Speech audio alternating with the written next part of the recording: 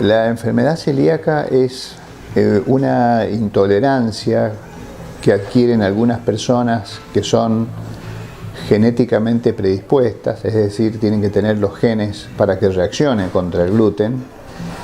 Como decía, una intolerancia al gluten en personas predispuestas que provocan una reacción a nivel intestinal, esto se llama enteropatía, y en donde se pierden las vellosidades del intestino y por lo tanto la capacidad de absorber nutrientes que hacen que el paciente lleve una vida, evitar que lleve una vida normal.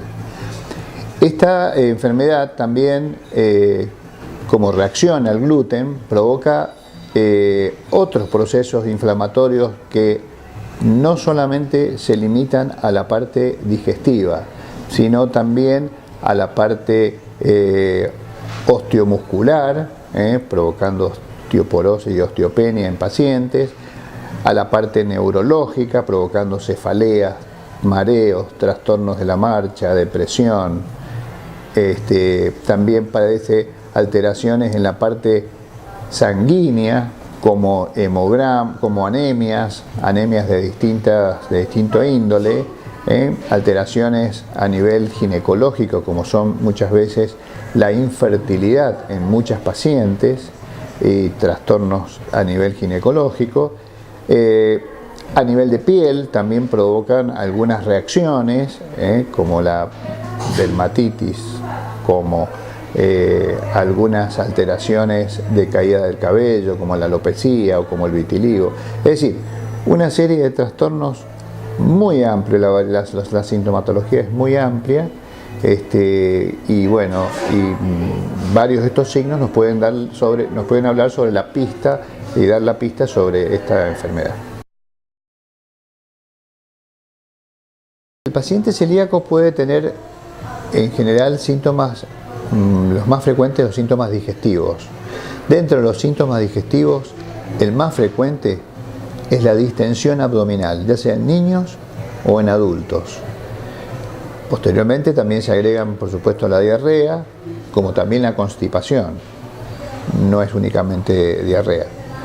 Y por otro lado, también se debe tener en cuenta el dolor abdominal, muchas veces, que provoca el gluten. También se agregan el reflujo. Muchos pacientes celíacos tienen reflujos gastroesofágicos, suelen tener náuseas y suelen tener ardor retroesternal. En un porcentaje de los pacientes es asintomática. Generalmente coincide con los familiares de los pacientes celíacos. Esto es importante aclararlo porque cuando uno hace el diagnóstico de una enfermedad celíaca, de un paciente celíaco, debe investigar al grupo familiar como primera medida. Los familiares de primer grado, que son los padres, hermanos o hijos de los pacientes. La celiaquía es una sola. Los grados los da el patólogo porque de acuerdo a la alteración de las vellosidades, si son más chiquitas, si son más grandes, si hay linfocitos intraepiteliales, es decir, la clasificación patológica pero que no influye en el desarrollo después de la enfermedad. La celiaquía se detecta por un análisis de sangre. Si cuando el médico tiene la sospecha, que eso es muy importante, que el médico esté capacitado para saber que ciertos síntomas o clínicas pueden llevar al paciente a la celiaquía, debe pedir un análisis de sangre, que si aparecen positivos, la serología da positivo para enfermedad celíaca, se debe completar o complementar con una endoscopía, con toma de biopsia de intestino delgado para confirmar la enfermedad. Hay muchísimos productos que están en fase de experimentación y que muy probablemente de aquí a 2 años ya estén en condiciones de ser administrados y ser comprados en las farmacias, medicamentos y vacunas. Todas ellas aparentemente con resultados bastante interesantes para el paciente celíaco. Es una proteína que está en las TAC que se llaman, que son el trigo, en los cereales, trigo, cebada, centeno y avena, y que es el causante o responsable de esta reacción. tan importante que tienen los pacientes celíacos. Aumentarse el comer en pacientes celíacos, aunque sea una miga de pan, puede desarrollar o desencadenar un problema muy grave para el paciente. La gluten sensibilidad es aquellos pacientes que tienen síntomas que le producen las harinas, que son la distensión, dolor abdominal, diarrea, constipación, pero que cuando uno le hace los análisis o le hace la biopsia son absolutamente negativos. Esos pacientes, a unos se les saca, se les retira el gluten y los pacientes mejoran notablemente. Esos pacientes se los cataloga como gluten sensibles o sensibles al gluten. Y la otra alteración que provoca el gluten es la alergia al gluten, que es un trastorno más de tipo dermatológico, más de piel, donde hay rash, urticaria, picazón, fundamentalmente sin tener mucho que ver la parte digestiva.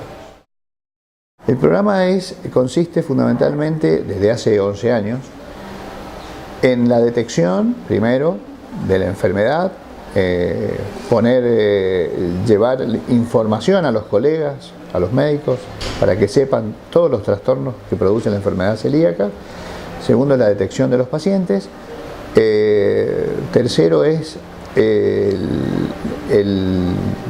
control de esos pacientes periódicamente. Nosotros lo hacemos cada 4 meses con la nutricionista y cada 6 meses con los médicos.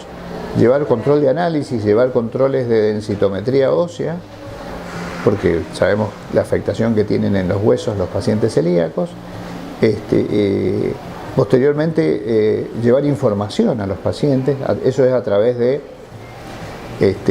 reuniones que se hacen periódicamente todos los meses, en donde al paciente se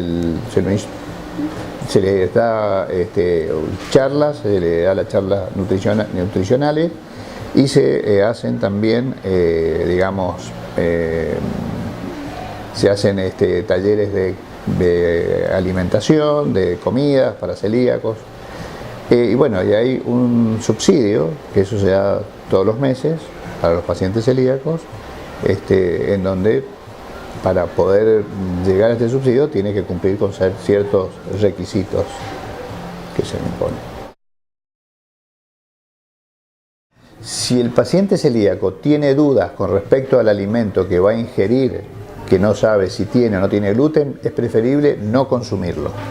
Si el paciente celíaco no sabe si el medicamento que va a tomar por cualquier motivo es de laboratorios aptos o no, es preferible consultar con el programa para ver si lo es. Ante el mito de que esto no te va a hacer nada, comerlo una vez no te va a hacer nada, es preferible no comerlo y dudar, porque la persona que lo dice no conoce la enfermedad.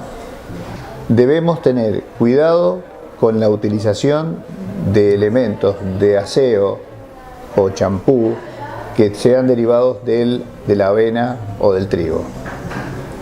Ante ciertos eventos, fiestas, cumpleaños, es conveniente hablar con la persona que organiza esta fiesta para saber si hay menú para celíacos. En caso de que no lo haya, habrá que llevarse un tupper con alimentos aptos. Los alimentos sin gluten deben estar guardados, ya sean para adultos o para niños, en alacenas especiales donde no se puedan llegar a contaminar. Tener en cuenta que todo producto que viene enlatado o viene empaquetado deba tener el logo libre de gluten.